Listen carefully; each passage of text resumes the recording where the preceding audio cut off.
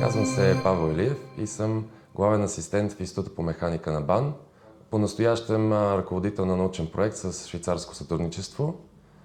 По образование съм математик, като защитих докторантурата си по изчислителна физика в Швейцарския федерален технически университет в Цюрих.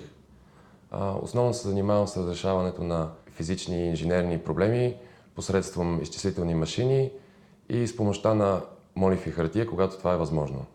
В момента темата, върху която работя, е изследване и оптимизиране на технологии за съхранение на топлинна енергия с гранулирани материи. Разработването на такъв тип технологии е от съществено значение в контекста на източници за възобновяема енергия, понеже при тях липсва контрол за балансиране между потребление и произведена електроенергия.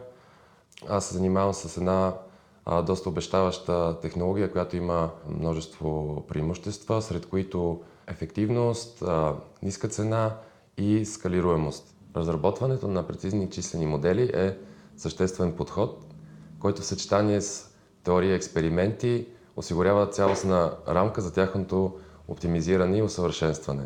Настоящите ми изследвания са насочени към повишаване на устойчивостта и дълготрайността на системи за съхранение на енергия с цел постигане на по-устойчиво бъдеще.